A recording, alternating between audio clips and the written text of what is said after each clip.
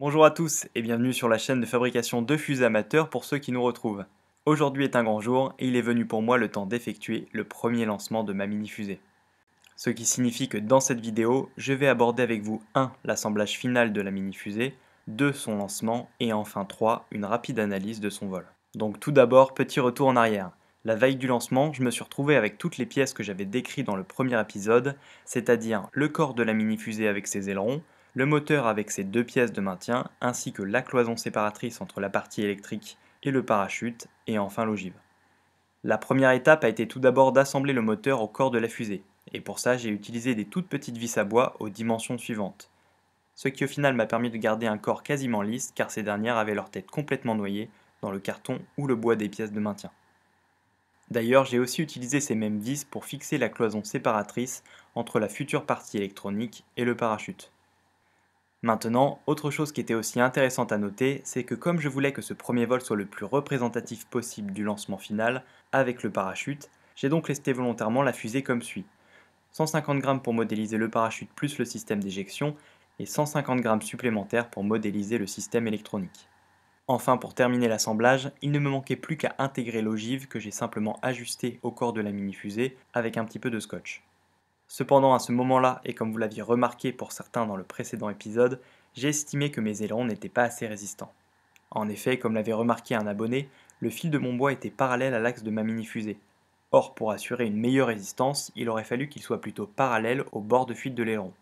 Cela venait du fait qu'au moment où j'ai réalisé les ailerons, je n'avais à ma disposition qu'une planche de balsa de 10 cm de largeur et les ailerons que j'avais prévus en faisaient 15. Ce qui fait que j'ai donc dû les tailler dans la longueur de la planche et que je me suis retrouvé dans la configuration que je vous avais décrite juste au-dessus.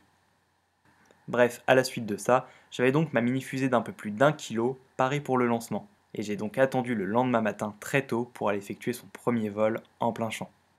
Remarquez aussi, et comme j'insiste sur la sécurité à travers cette chaîne, la première route départementale se trouvait à quasi 2 km du pas de tir. Et donc si vous faites un lancement, veillez toujours à être le plus éloigné possible des zones habitées, mais également des zones passantes. De même, il avait également bien plu la veille et tout aux alentours était parfaitement détrempé, ce qui ne me faisait prendre aucun risque de départ de feu en lançant cette fusée. De ce fait, et c'est alors positionné à une quarantaine de mètres, que j'ai déclenché l'allumage.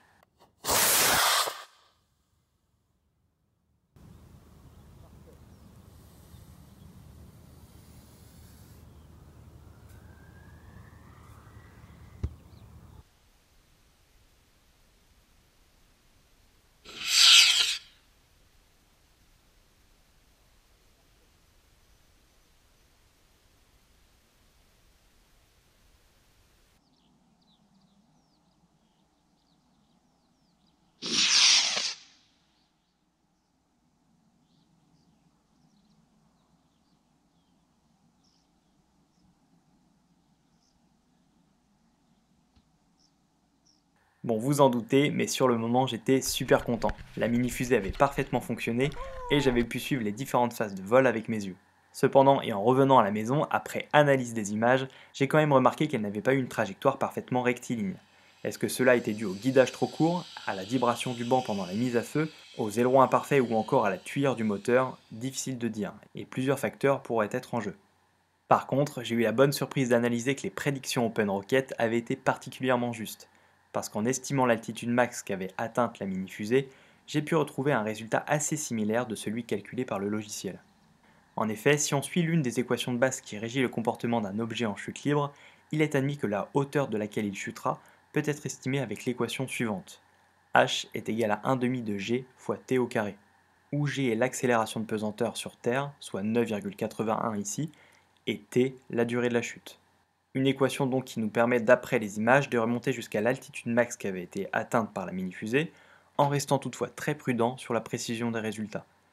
Car 1. Cette équation ne tient pas en compte de la résistance de l'air, qui est certes faible au début de la chute, mais ralentit tout de même très légèrement la mini-fusée pendant sa descente. Et 2. Si on ne veut pas un fort pourcentage d'erreur dans le résultat, il faut aussi bien capter le moment où la fusée est sur le point de chuter, pour commencer à comptabiliser t, sans quoi le résultat sera complètement erroné. Voilà, vous savez tout sur le premier lancement de cette mini-fusée. Il ne nous reste maintenant plus qu'à intégrer un parachute et la boucle sera bouclée. Pour ma part, je vous donne rendez-vous pour une prochaine vidéo sur l'analyse de la mini-fusée récupérée.